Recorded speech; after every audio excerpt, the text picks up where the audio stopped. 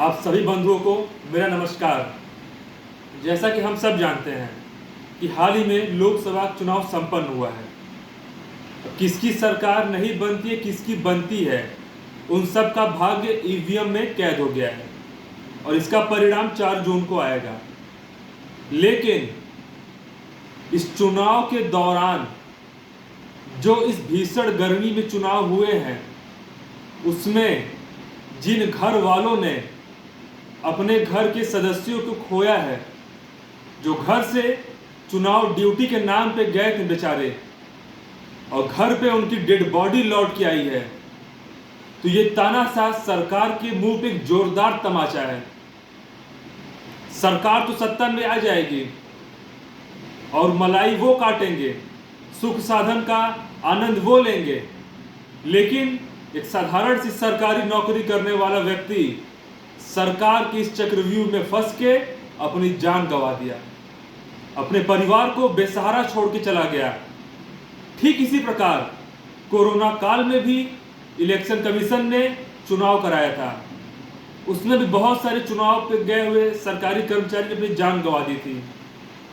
आज फिर वही दोहराया गया है। आप मिर्जापुर और वाराणसी में पता करिए, केवल मैं 2 जिलों की बात कर रहा हूं, या 23 से ऊपर लोगों की मृत्यु हुई है। और सरकार का क्या है, वो कुछ पैसा दे के, मुआवजा दे के हाथ खड़ा कर लेगा। लेकिन जिस परिवार के लोगों ने अपने परिवार के सदस्य को खोया है, उनकी पीड़ा समझिए। यूं तो बहुत सारे ज्ञानी अंधभक्त अभी बोलेंगे कि अरे वो तो सरकारी नौकरी में थे, तो जान चली गई तो क्या हुआ, और लोग तो ड्यूटी पे गए थे।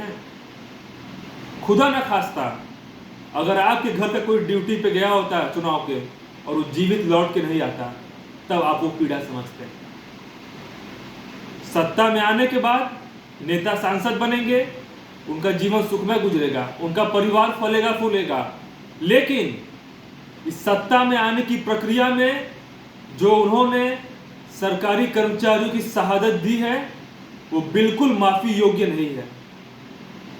तो मैं उन सभी पीड़ित परिवार के सदस्यों से यही आग्रह करना चाहता हूं कि ये वक्त शांत होकर बैठने का नहीं है।